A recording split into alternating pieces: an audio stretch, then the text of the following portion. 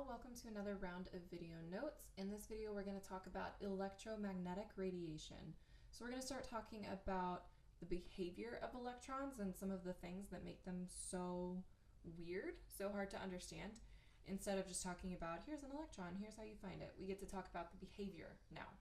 So our new understanding of electrons, our new understanding of the atom, actually came about as a result of the investigation into the absorption and emission of energy by matter.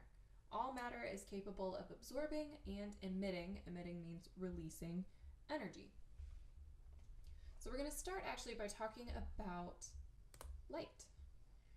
Visible light is a type of electromagnetic radiation, which is a form of energy that exhibits both wave-like and particle-like behaviors.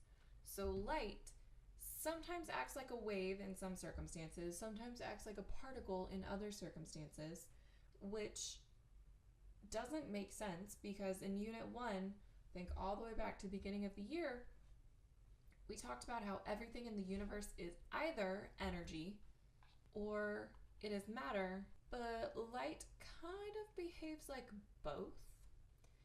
And electrons also exhibit this same behavior that we call a wave-particle duality.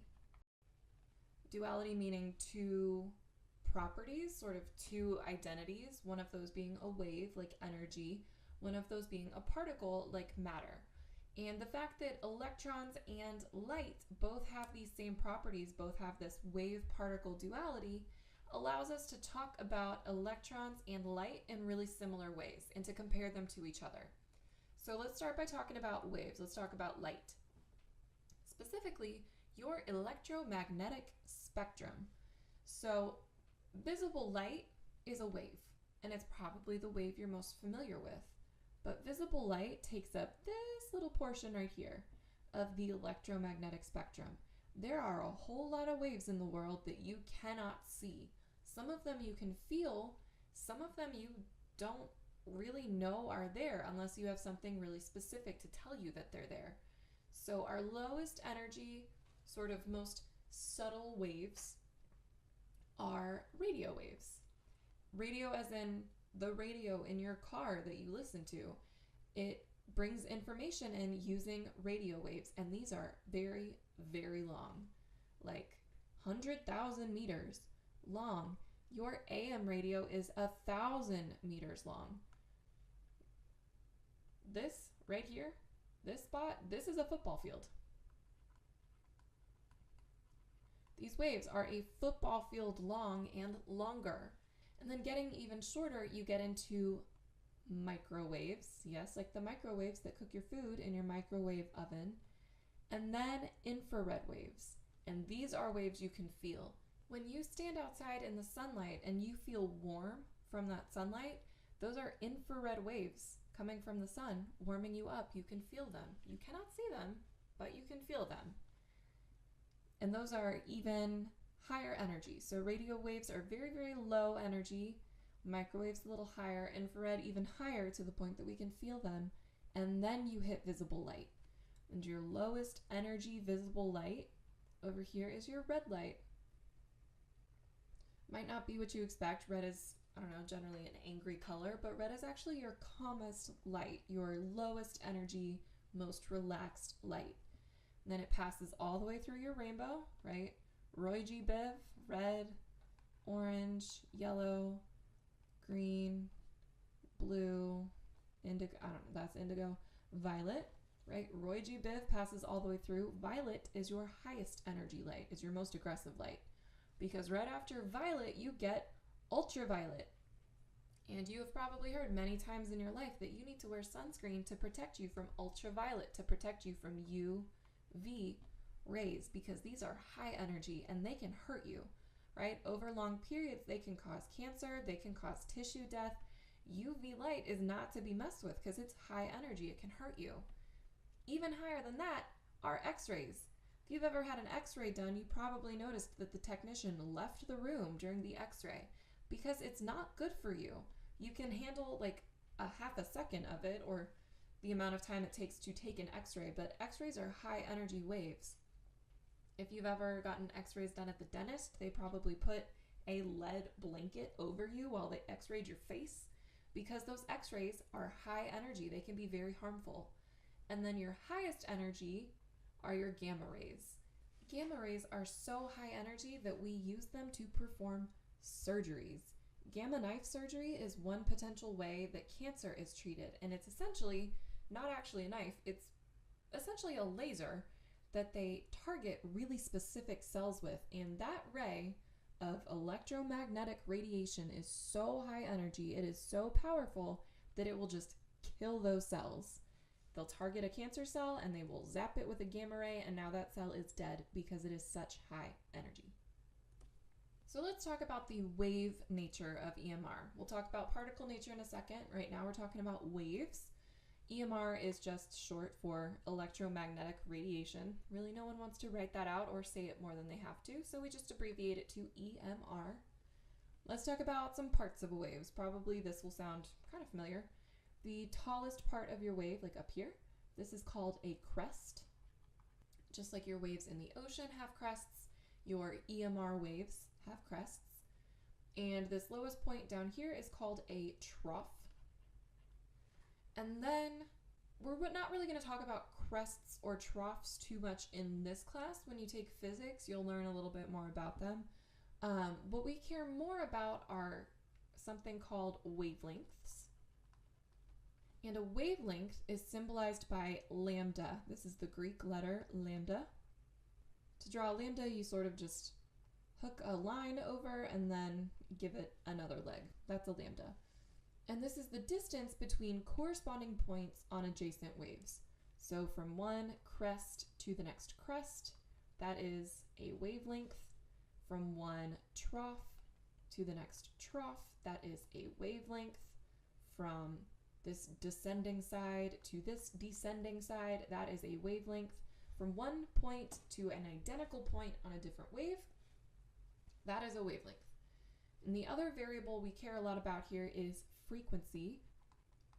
Just to keep you on your toes, frequency gets two potential variables.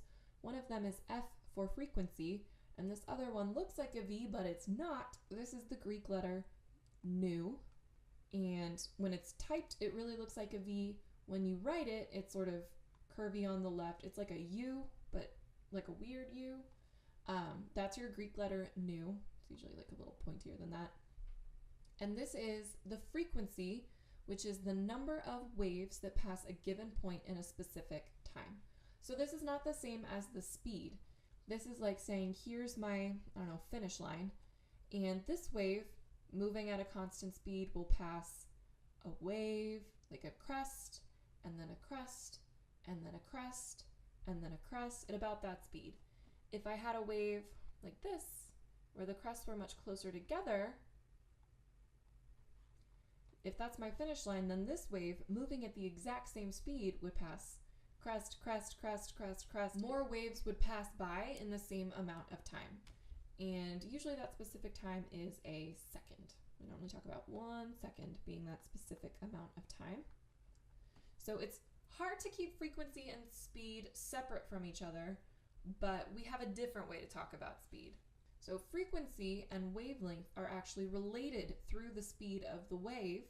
Since we are talking about electromagnetic waves, light waves, the speed we're talking about is the speed of light. The variable for that is c, and they're related through this relationship right here. C, the speed of light, specifically the speed of light in a vacuum, is equal to the wavelength. Remember, this lambda represents wavelength, times the frequency. In this case, we're using nu to represent frequency. You might see this equation written as C equals lambda times F, and it's going to mean the same thing because F also means frequency. So this is the relationship right here. You do not have to memorize this. It is given to you on your formula chart. You're welcome. So that's your wave nature of light. Waves have wavelengths, they have frequencies, they have speeds. This describes the properties of light. It also describes the properties of electrons because they both have this wave-particle duality. So let's talk about the particle half of that, the particle nature of EMR. Specifically, in electromagnetic radiation, there are particles. They are called photons. Here's the thing though, these particles have 0 mass. So they act like particles, but they're not actually matter, because matter has to have mass, and these have none. They're like these little packets of energy that sometimes behave like matter. If you think too hard about wave-particle duality, it's going to break your brain. So just embrace the fact that radiation and electrons are kind of energy, kind of particles, and just embrace it. Just go with it. Just accept it and move on. So these photons, these particles of EMR, they have no mass and they carry a very specific amount of energy. It's not just a random amount. They have a very specific amount. So that energy, that specific amount of energy in a photon, a single photon, one photon, can be calculated through this equation right here, where capital E is energy. We're going to talk about all of these variables in just a second. E is energy. H is something called Planck's constant, named for the man who discovered it. Planck. I don't know his first name. Planck. And then this thing that looks like a V is not a V, it's a nu, and it represents frequency. So the energy of any given photon is equal to the frequency of that photon times Planck's constant. This will give you the energy of one photon. It's going to be a teeny tiny energy. So a lot of times, instead of talking about the energy of one photon, we take our joules per one photon that we get from this equation and we convert it to kilojoules per mole of photons. Remember, a mole is 6.02 times 10 to the 23rd of anything. So instead of talking about a single photon, we talk about 6.02 times 10 to the 23rd photons. Quite a big difference there. So let's look at relating all of our different properties of waves and particles and energy and wavelength and all that good stuff. Relating them all together. The relationship between energy and wavelength and frequency of any EMR wave can be expressed by 3 equations. If you are talking about the relationship between wavelength and frequency, you're going to use this guy right here. The speed of light is equal to the wavelength times the frequency. If you are talking about the relationship between frequency and energy, you're going to use this guy over here. Energy is equal to Planck's constant times the frequency. These are the 2 real equations that someone actually created. This one in the middle is just derived from the 2 of them. If you plug in, solve for wavelength over here, plug it in over here, do a little bit of algebra, you're going to end up with this equation right here. This is just a combination of the 2, that's why it's in the middle. And this one will tell you about wavelength and energy using these 2 constants. So we have now discussed several variables and we should talk about them. All right, so again, here are your 3 equations. C equals lambda nu, E equals H nu, and then their hybrid, their mix here in the middle.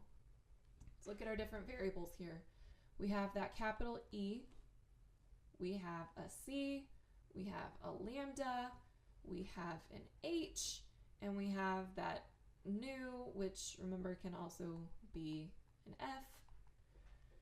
So let's talk about what each of these are. Capital E is one of the easy ones. E is for energy. The units of energy are joules. When you solve either of these 2 equations here, you're going to get energy in joules. You just might sometimes have to convert it to kilojoules, which follows the same metric rules. 1,000 joules equal 1 kilojoule.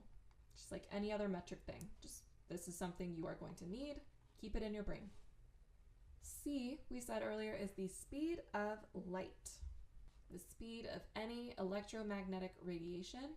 It's the speed of light. It has units of meters per second. It's a speed, so it's got a distance over time. That's how you describe speed, like miles per hour, but in this case, metric system, meters per second.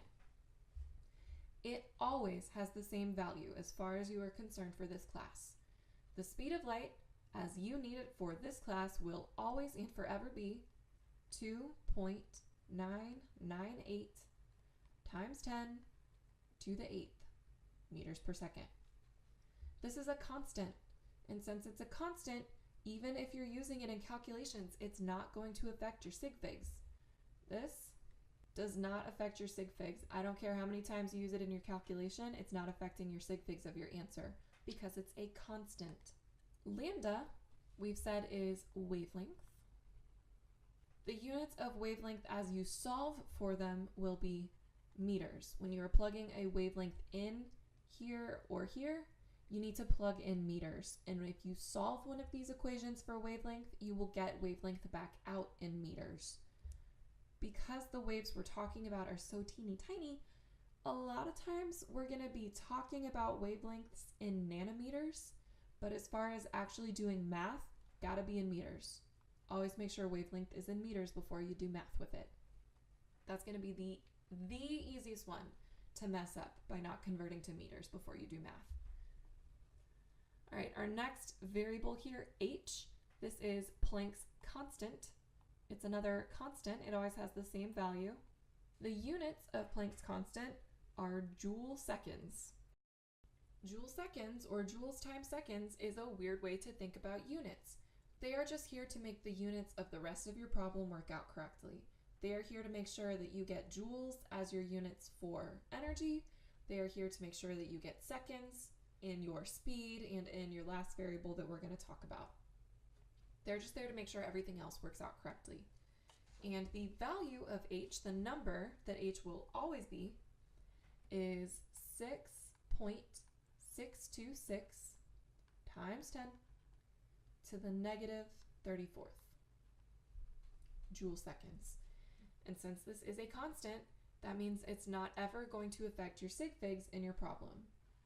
So we have two constants in this unit, the speed of light and Planck's constant, and neither of them affect sig figs. Every other variable that is not those two things will affect your sig figs, but these never affect it. And then our last variable, our nu, or f, that is frequency. It always has units of, well, two different ways we can talk about the units. The way you will normally see them, like always in a problem, is Hz, capital H, little z for hertz. But hertz are the same as seconds to the negative 1 per seconds, which is the same as like 1 over seconds. This is a little weird to think about, so you don't have to use them, just be aware that it's very important that you always have correct units. So you always need hertz for frequency so that you have these seconds going into your problem so that your speed of light is in seconds and Planck's constant is in seconds. Units are very important. Please make sure they are correct. But when you're talking about frequency, you will be talking about it in hertz. So our other definitions here for our variables, energy is just the ability to do work, the ability to cook your food, the ability to bring your radio to you, the ability to remove cancer from your body. These are all different things that waves of different energy can do. They do work. That is energy. Wavelength is the distance between adjacent points, or equal points on adjacent waves. You just say distance between waves for shorthand. And then your frequency is the number of waves passing through in a second. So that would be like waves per second, just per second. The number of waves passing. The values for the speed of light, number and unit, will be given to you on every test, every quiz. They're on your formula chart. The value for Planck's constant, number and units, will be given to you on every quiz, every test. They are on your formula chart. you will not be given the units for energy, wavelength, or frequency. You will be told that E is energy, you will be told that lambda is wavelength, and you will be told that nu is frequency. That's all you get for those three. So you need to know the units that they are supposed to have. So things you will be told on the test. You will get this equation, and this equation. You will get energy is E. You will get speed of light is C is 2.998 meters per second. You will get wavelength is lambda. You will get Planck's constant is H is 6.626 times 10 to the negative 34th joule seconds. And you will get frequency is nu. You will not get this box, this box, this box, this box, this box, or that box. Be prepared for what you do and do not get on the test. Let's talk about these relationships a little bit more. Because the speed of light is constant, because we have two equations involving the speed of light, so we have C equals lambda nu, and we have E is equal to hc over lambda, and because the speed of light is constant, we can discuss relationships between our different variables. So wavelength and frequency, right? Wavelength and frequency, they're going to have an inversely proportional relationship because they always have to multiply to the same number, that same 3 times 10 to the 8th. So if wavelength goes up, frequency must go down so that they still multiply together to have the same value. Inversely proportional. One goes up, the other goes down. Our next relationship is between energy and frequency. So here, one more equation. Since energy is on one side of this equation and frequency is on the other, they're going to have a directly proportional relationship. Because if energy goes up, then frequency also has to go up to match it. And if energy goes down, then frequency also has to go down to match it. Energy goes up, frequency goes up. Directly proportional means they do the same thing. And our third relationship is between energy and wavelength. Here's the equation that talks about energy and wavelength. They're going to have an inversely proportional relationship. So when wavelength down here increases, we're dividing by a bigger number. This should sound sort of like your density equation. When wavelength goes up, it's going to bring energy down. And when energy goes up, it's going to bring wavelength down. So when one goes up, the other comes down, inversely proportional. All right, let's do some practice. Let's see some examples. Number 1 says, what is the wavelength in meters of a photon of light that has a frequency of 2.10 times 10 to the 14th hertz? All right, this is our given. This is the only number we're told. We're going to end up with some other numbers in this problem, but those numbers will be constants. The only number that matters as far as sig figs go is this number right here. So wavelength and frequency, first step is to figure out which equation we need. The equation that talks about wavelength and frequency is C equals lambda nu. So we can go ahead and plug into that. Your value for C, since C is a constant, will always be the same.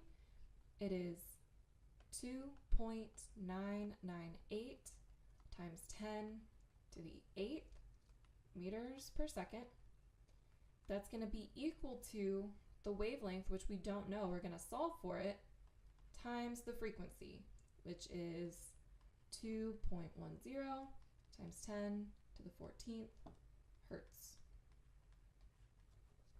Well, to solve for wavelength, all we have to do is get rid of everything that's not wavelength, get rid of this frequency over here. So we'll divide, right, because it's being multiplied, so to undo multiplication, you divide by 2.10 times 10 to the 14th hertz. But anything we do on this side, we also have to do on this side. So we'll divide by 2.10 times 10 to the 14th hertz. Type that into your calculator. On the right-hand side, this will all cancel out. We'll just be left with lambda is equal to And then on the right-hand side, or the left-hand side, 2.998 times 10 to the 8 divided by 2.10 times 10 to the 14th will give you 1.43 times 10 to the negative 6th meters. And your answer needs to look exactly like this. It needs to be rounded to 3 significant figures, since there were 3 significant figures that we started with, and it needs to have units of meters. Anything else is partial credit. You will lose points for sig figs, you will lose points for units. Gotta look exactly like this if you want all the points. All right, let's look at another one. Example number 2 says a certain green light has a frequency of 6.26 times 10 to the 14th hertz. Frequency. What is the energy of one photon? One photon, not a mole of them, just the one, of this light. Well, the equation that talks about energy and frequency is E equals H nu. So let's go ahead and plug in and solve that. We'll do E is equal to, H is a constant, it's always the same value of 6.626 times 10 to the negative 34th joule seconds times our frequency, which is 6.26 times 10 to the 14th hertz. Then multiplying that together, you'll get energy is equal to 4.15 times 10 to the negative 19th joules. Anytime you solve this equation, you will get joules for your units of energy. Again, round for 3 sig figs because there were 3 right here. That's the only number that matters. So this is what your answer should look like here. And this is the energy of a single photon. 1 photon, which is what we were asked for, so that's good. However, part B says, what is the energy of 1 mole of this light in kilojoules per mole? And when it says mole, it means mole of photons. So remember that 1 mole of photons is equal to 6.02 times 10 to the 23rd photons. That's one conversion we're going to have to make from photons to moles of photons. We're also going to have to convert from our joules, which there are 1,000 joules, to kilojoules, or 1 kilojoule. We're going to need these 2 conversion factors to make this conversion happen. We're going to write our answer down from the last problem. That's going to be our given, but we're going to write it a little bit differently. So we found in the last problem that the energy was 4.15 times 10 to the negative 19th joules. And we said that that is the amount of energy in 1 photon. So we can actually write this as 4.15 times 10 to the negative 9th joules over 1 photon. It's kind of a conversion factor. We're not actually doing math with it, so it's not like really a conversion factor. This is the amount of joules in 1 photon. So these are the same thing. This is going to help us get from joules per photon to kilojoules per mole. So let's do joules to kilojoules first, because that is something we are used to. The second part of this problem will be a little unfamiliar, but it's gonna be okay. So just like any other conversion, we've started with what we know, and we will multiply by a fraction. What goes up must come down. Joules come to the bottom. We're trying to put it into kilojoules, so we'll put those on top. We've said that there are 1,000 joules in 1 kilojoule. So the point of doing this is to cancel out your unwanted units. Remember, we said this when we first learned dimensional analysis. Cancel out your unwanted units, joules go away, and we're left with kilojoules. We're going to do the same thing with the photons, but here's the issue with following our normal steps exactly. Photons are already in the bottom.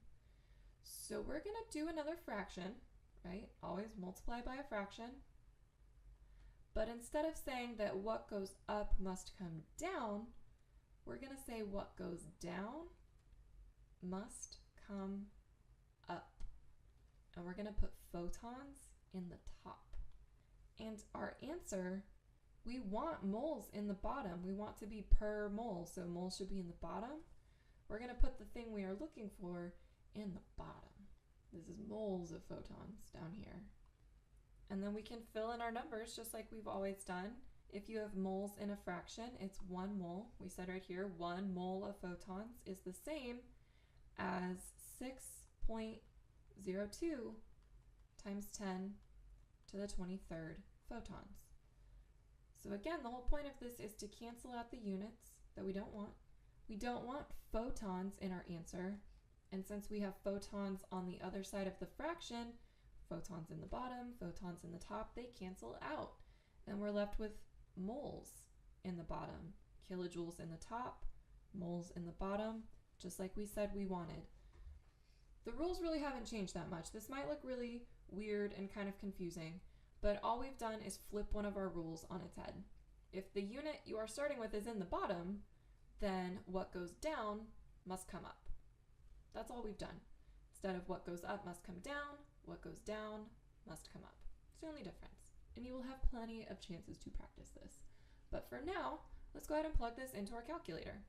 4.15 times 10 to the negative 19th divided by 1,000 times 6.02 times 10 to the 23rd, rounded to 3 significant figures, should give you 250 point, so that's 3 sig figs, kilojoules per mole.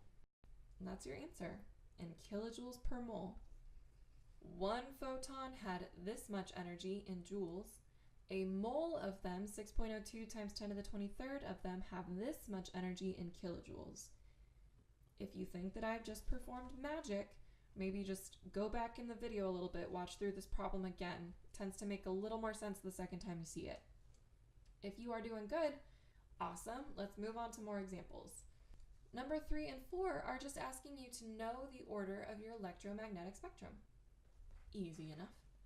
Remember, your radio waves are your lowest, your gamma are the highest, and right in the middle you have your visible light. So question number 3 is saying which has a higher energy, UV or X-ray? Well, here are UV rays. They are just touching the visible spectrum. You can tell they are touching it because they have a color in the name, right? Ultraviolet touches violet, infrared touches red. So those are the 2 wavelengths, those are the 2 types of waves that flank your visible spectrum. So UV is right here. X-rays are more to the right. They're more high energy. They are more dangerous. So your X-rays have the higher energy. That means they have a shorter wavelength, right? This is a very little wavelength versus a slightly larger wavelength. And it means they have a higher frequency, right? 10 to the 20th is bigger than 10 to the 16th.